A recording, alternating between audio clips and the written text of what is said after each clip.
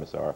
My guest today is Kerry Collins, an artist. Welcome to the program. Thank you. And good time because you've got an exhibition coming up, May the 5th. It's a tough business you've chosen to be in. How did you originally get into art? Well, art has always been my passion ever since I was a young boy. I was always into art, painting, drawing. I did originally start doing drawing just from comic books and so on. And my father saw serious interest in the art, and that is how he first decided to purchase oil paints for me. And that was at age 10, I believe. And ever since, from the first experience with my oil paints, I love the texture of the paint. I love the vibrancy of it. I love the difference it made to a picture. And it was always a passion, so I just continued with it. And of course, I got a lot of encouragement from my parents, my siblings, and family, and so on. They would always comment on my work, and that gave me a kind of impetus to keep at it. And I never stopped. From age 10, I just continued to paint. Is it like an inner voice that's telling you when you see something you want to capture, that you have to put it on canvas? Yeah, I don't know. I suppose as you live your life and you're going around, I love nature. I truly love nature, and just going around and seeing the different things, the birds, the lakes, and yes, nature and the whole has always been a love. And when I see beauty in that way, I always have that desire to see if I could capture it, to bring that essence, that beauty on canvas. Always canvas is two-dimensional, just to bring that, what I feel in the nature, to get my audience to feel that same thing, the peace. Like, for instance, nature has to convey certain moods, like peace and joy, certain aspects. So that's my goal, to try and see if I could bring out those moods, those various moods from nature onto the canvas, Now, you mentioned oil, which of course is the medium that most of the great masters worked in, at least at some point. It's also the hardest of all the media to use, isn't it? Yeah, it's Why would you do that to yourself? Well, even though it's more difficult, I think the rewards are greater, because oil is rich. It has a richer, apart from the texture of it, the paint itself, the richness of the paint is there, the shine, All you could get at with acrylics by putting certain additives after a paint. But oils has that natural richness to it, and it tends to have a different look, tends to have a different look than the acrylics. Have you tried the acrylics? Yeah, I tried acrylics, but there are disadvantages with the acrylics too. The acrylic is a fast-drying medium. Right. So whereas because of that, oil can take months to dry, years to dry sometimes, Because of the fast-drying medium, it's difficult to get certain techniques accomplished. It's unforgiving in that sense. Exactly. Like blending, certain blending techniques, you can only do it while the paint is wet, when it's still flexible, when it's still malleable then. With acrylics, once it dry, you'd have to remix and try, and it's certain techniques you can't do with the acrylics that you could do with the oils. All right, so I prefer the oils because, as I say, to me, it has much more richness in the paint quality, visual richness. So I tend to stick with that. I guess it also makes you feel like a real artist, doesn't it? When you smell that linseed rising up and sit there waiting for the thing to dry. I mean, some people don't like the smell, but I don't know. I love the smell of the oil paints as well, Well, let's talk about your style. I was looking at some of your paintings, and we'll be showing some of them very shortly. You seem to have a variety of different styles depending on what period. You've been evolving as an artist. Yeah, my art has changed over the years. I've been painting for about 30 years, right? So obviously you would find changes. Apart from that, I've been reading a lot. I've been doing a lot of research, a lot of in-depth reading, advanced research on art theory, not only art theory, but also art history and so on. So over the years, my style have changed. Originally, I've always found a love for the Impressionist perspective, though. We've got something on screen there right now that you can... Right. The Impressionist perspective is about light, isn't it? Yeah, based on light, capturing fleeting moments in time, things like that, right? It's more loose. It's a more loose technique where a lot of brush strokes are seen. Thick paint is used, right? Things of that nature. So I think generally I am all... If anyone has to describe my favor in terms of the style, is more impressionistic. But I also love realistic art, not photorealism. Right. but being able to paint a scene, any scene, and make it look believable then. It doesn't have to be photorealistic in the sense have every single detail captured like a photograph. I don't want that. I never understood photorealism. Do you? Because I mean, just take a picture then. I mean, well, exactly. There's nothing of the artist in the painting. Exactly, then. it doesn't. It's all about technique. Exactly, because, and then to lose a lot too. And if an artist tries to capture every single detail, you're losing your main focus. I particularly like this one. You seem to have an amazing grasp of reflection there. Water, yeah. I've always loved to paint water, lakes, water and the whole is a kind of seductive kind of. It's a challenge for a lot of artists, isn't it? Oh yeah, it is. It's not easy. It may look easy, but it's not in any way. It takes some practice to be able to get reflections done and so on. It takes years of practice. Do you paint for yourself or for the market, as so many artists locally do? Well, my main objective and goal as an artist is really to produce really exceptionally unique art, great art. That's my goal. Whether I eventually own some and I sell, but what drives me is to create exceptional works of art, you know, that are valuable, that will exist throughout time and have like Monet, you know, the Mona Lisa and all those great paintings. That's my goal. Is that one of the reasons you chose oil as well then, perhaps? Well, at that because time, it has that cachet of being able to survive for hundreds and hundreds of years. Yes, it does. It survives for once it's properly preserved, you know, it lasts for a long period of time. Just have to keep cleaning it, and it lasts for hundreds and hundreds of years. But in terms of people who buy your work, I mean, do you get them sort of demanding certain types of scenes, for example? Yeah, I have customers who give me commission work. Well, a commission work is directly from a customer who wants something specific.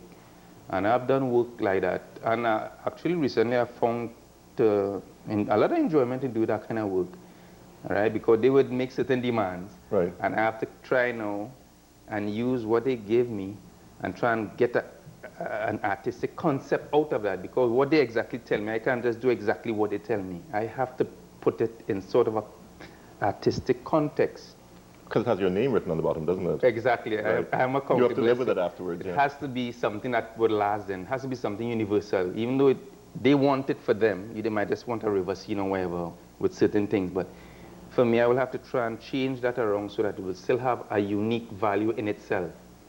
And that is where having a proper concept comes into play. Every great work of art must have some central concept underlying it, some abstract concept for it to have some kind of value. So by working with customers and they making these special demands, you know, there's been a challenge to me, but, you know, all the work I've done so far, the customers have been pleased, plus, you know, other people who have seen the work, you know. Because some artists tend to fall into kind of a lazy situation where they find a formula that works. Oh, yeah, They find, I paint, you know, a house on a hill, and that sells. And then for the rest of their natural lives, you see every exhibition has 50 houses on hills. Right, yeah. That is stagnation to the max. I mean... Well, that's playing to the crowd, isn't it? Exactly. You're just appealing because you probably might just specialize in one certain thing and you realize people are buying it and so on, so you just stick with that. No, I'm not saying an artist shouldn't stick with a particular theme because maybe he probably has a love for that and his passion is there. But I believe an artist also should open up for growth to paint other things, you know, because, you know, just painting one particular scene. Who knows, maybe that particular artist may be strong in other areas too, but because of the market-driven thing, you know, they may not even get an opportunity to see how good they could do in other aspects. I've actually seen it where they've tried different things, some of these artists, and they just don't sell. Oh, okay. Because the people who come to buy are the ones that were expecting a certain type of thing, and they've kind of painted themselves into a corner, literally. Yeah, because they expect certain things for them. Well, I've decided that is not what I want for me. I have chosen different scenes.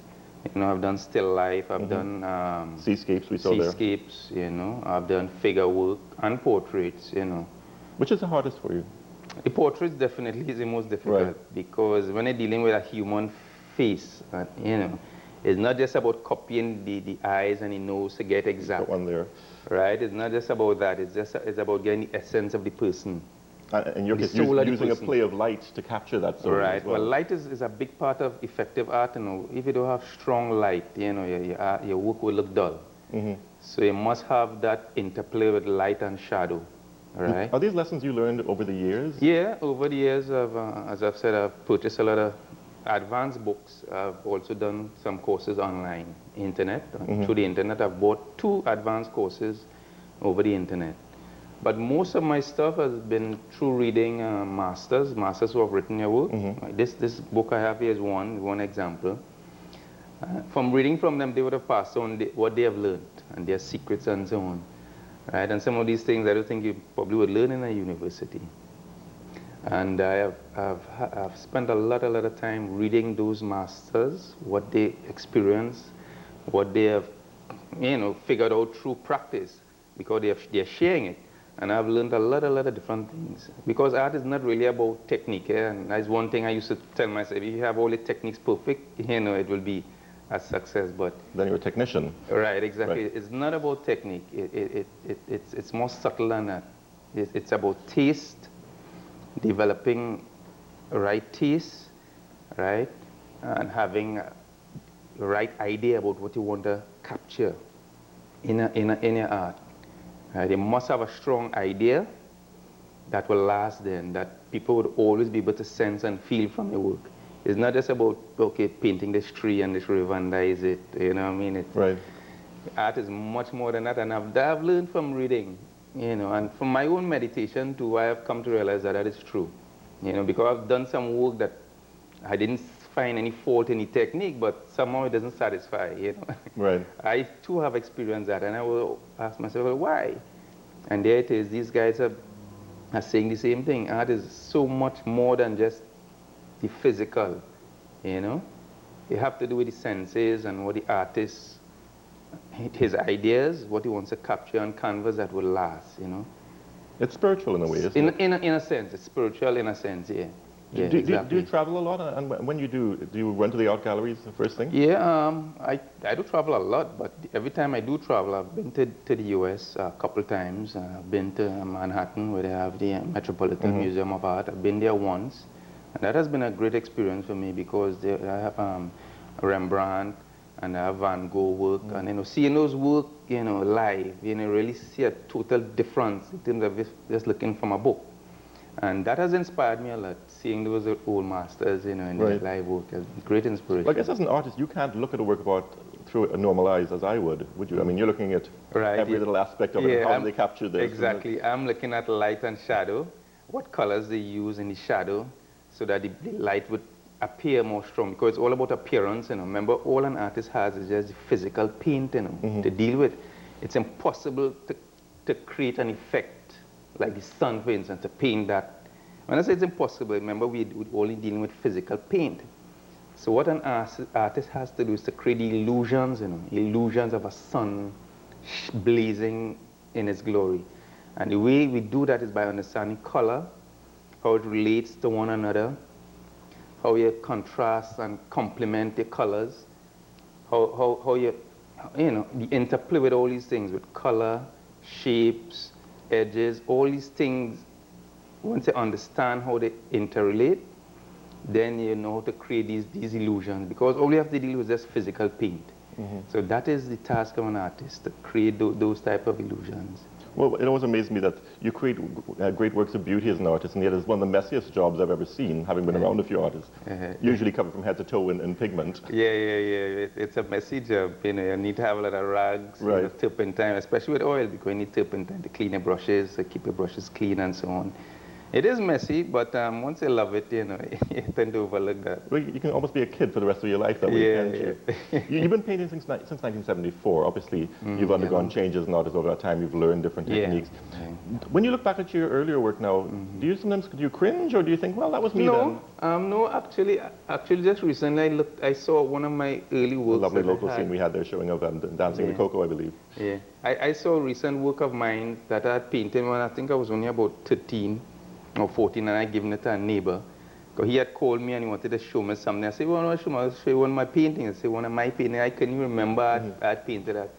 And when I saw it, I couldn't believe the passion, because remember at that time, when I was that age, I had a lot of passion. And when I saw that, it was a landscape actually. And when I saw that, I was blown apart by that landscape, because The same things we were speaking about earlier, about the soul and the essence and so on. I saw a lot of that even though I didn't know a lot of technique at that time, right? I just had basic techniques. I was still able to see things like passion coming underlying it, and the sensitivity and the mood and so on. And I know that this is based on my passion for what I was painting, right? So somehow